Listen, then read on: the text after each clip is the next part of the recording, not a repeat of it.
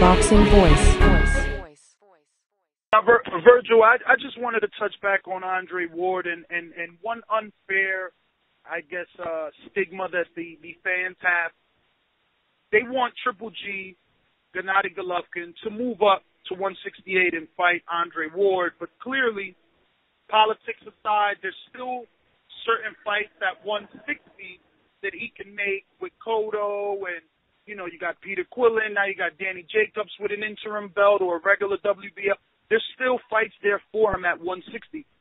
As for Ward, there's very less fights available for him unless he's going to fight an up-and-coming guy like he did with Edwin Rodriguez or he would with a James DeGale.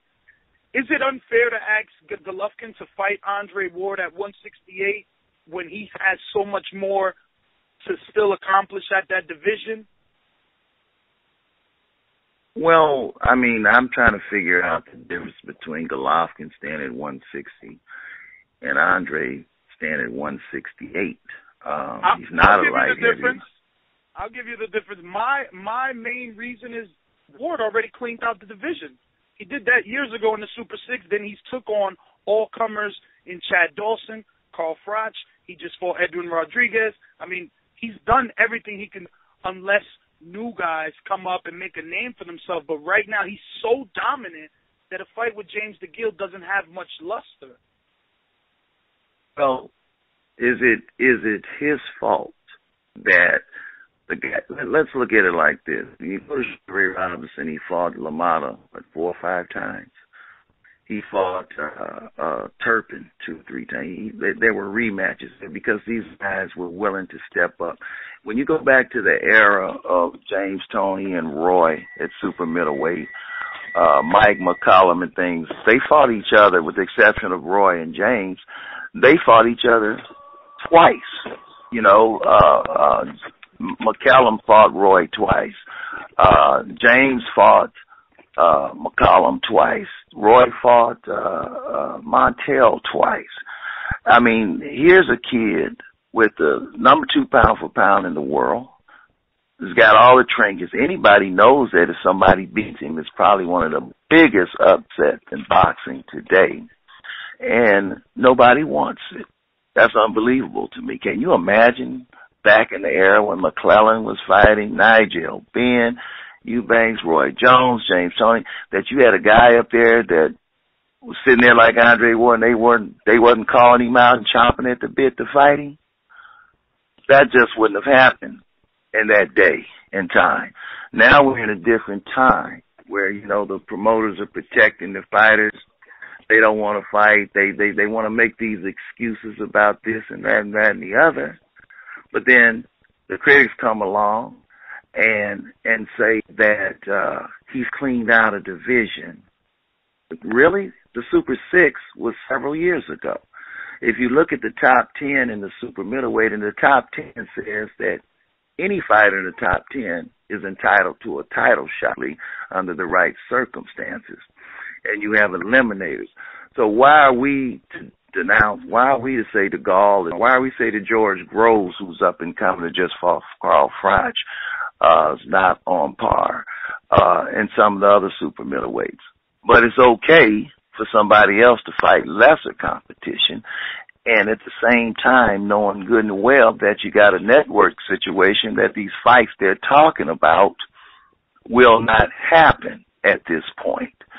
It's impossible for Quillen and Golovkin to fight right at this point. It's impossible for Danny Jacobs and Golovkin to fight right at this point.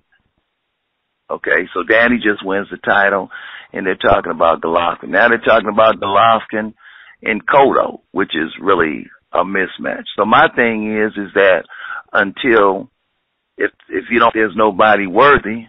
So is he supposed to be deprived of making a living? Is he supposed to be punished because he's worked hard all his career and he's been diligent to the craft to put himself in a position where he's the best, and now everybody's saying you're too good, you need to do that, so you got other people that are trying to determine the direction of his career to go in? I don't think so. So if you're gonna take up for one, take up for the other. See? So I'm in total disagreement with you there. Well, the thing is this, right? Ward has proven his dominance. Like you said, he's number 2, if not number 1, because of the level of competition. He's faced great fighters or good fighters. There's no in-betweens there. Even when in the Super 6, when he was supposed to take some time off, he fought Sakio Bika. He showed that warrior mentality mixed in with skill. Now his shoulders are 100%. He's got the power. You spoke of Ray Robinson. Ray Robinson moved up in weight. Ray Robinson moved up. We had different weight classes then. You better believe if Ray Robinson had a 154-pound weight class, that's just where he would have went. Okay? You best believe that. Okay? We moved up in weight. If you remember, we started as a middleweight, so we already moved up one weight class, just like Ray Robinson. And Ray Robinson fought, what's the light heavyweight's name when the heat stroke came? Joey Maxim, yeah. Okay. We fought a light heavyweight. Matter of fact, we fought 2 light heavyweights because that's all Rodriguez is.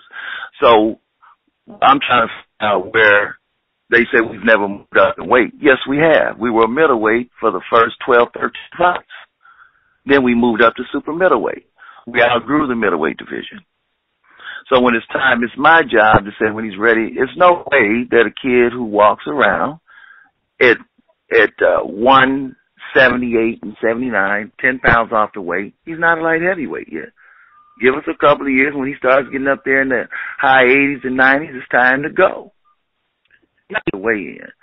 He's not a light heavyweight yet. Now, do you think that in 2 years, that super fight, because we know he wants a super fight. He's already has maybe a year saying he wants a pay-per-view fight with Chavez or a pay-per-view fight with Frach.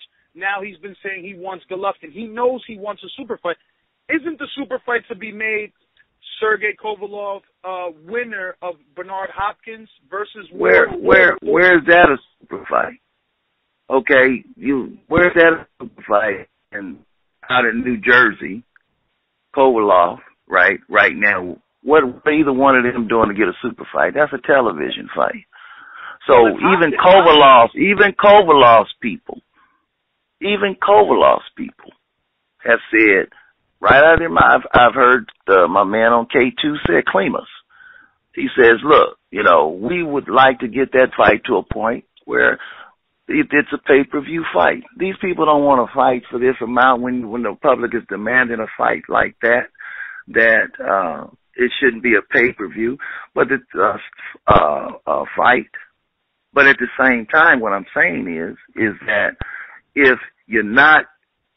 why punish Andre Ward because of his diligence and respect and reverence for the greats that went before him and his dedication to the game, okay, and his diligence to his craft. And yes, he's gonna be a handful now that his shoulders hurt because, and his doctor will be coming out in a minute with an interview. It's just gonna flabbergast people because he hurt the shoulder at 12. It was misdiagnosed. Several years it was misdiagnosed. We were pretty much left to because he was a kid, so there are changes that go on the shoulder every year. So they couldn't really get a reading on it. And then the MRI that we had from Kaiser and things like that's like the first black and white TV. So we were left to ourselves to modify his style and to compensate for what we figured was just going to be the way it was. Okay, but finally we found the right person. When he was going to fight Kelly Pavlik, the shoulder tweaked. It didn't respond to treatment. And just through God's blessing, God's stroke of luck, we found a therapist that we wanted to work with, that she knew after a week something was going on, and she wanted the best in the world, in her opinion, to look at it, and that happened to be her husband. And he's worked on the pitchers, the quarterbacks, and never had a reoccurrence. He assured us that he could do this, and when he took his MRI, it was like high definition. We were just flabbergasted.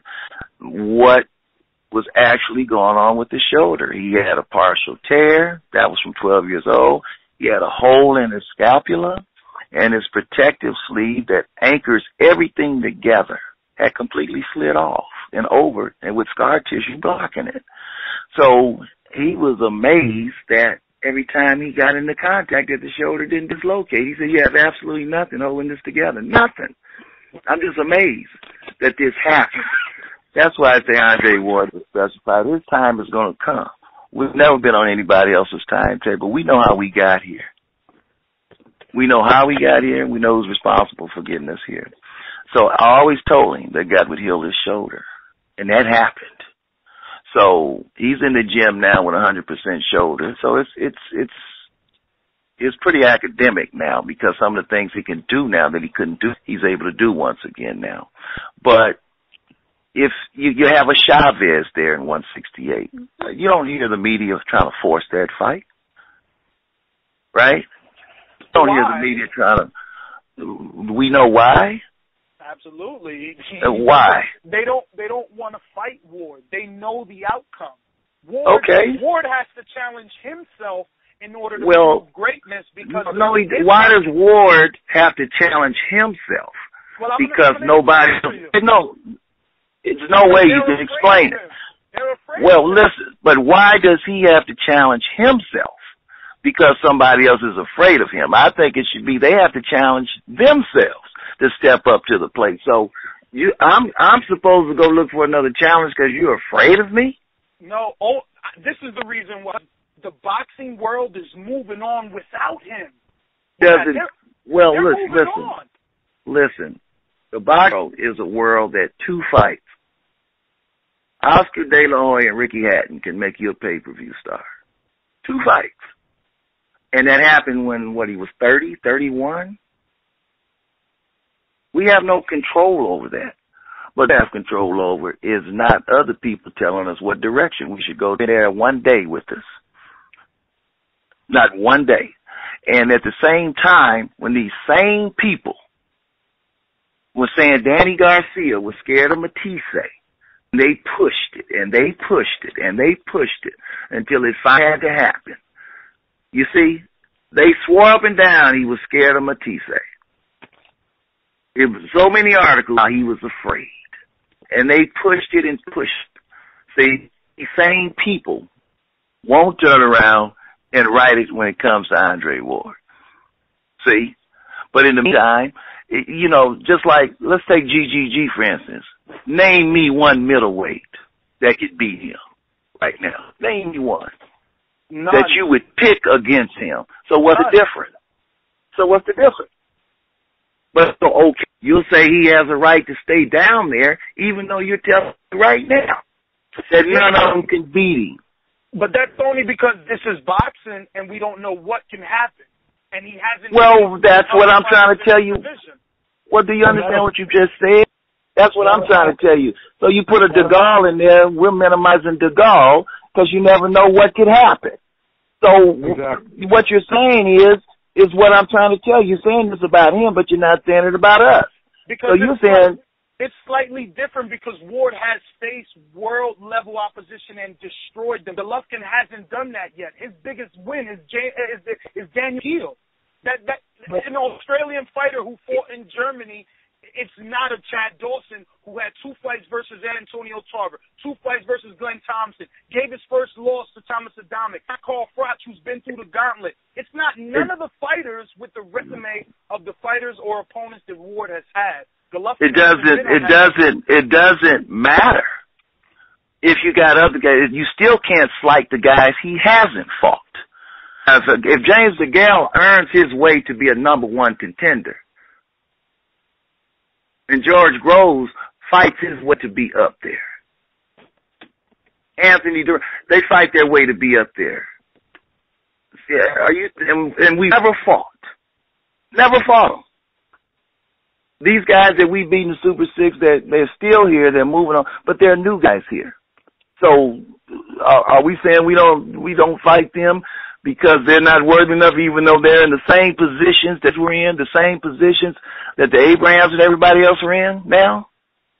and they're gunning for a title shot. What if everybody has that attitude about us in the Super 6? We'd have never got a title shot. If they said, there's no way Ward should be in there with a Kessler. Well, they were saying that. You see? The odds were tremendous. There's no way Kessler's experienced this, that, and the other.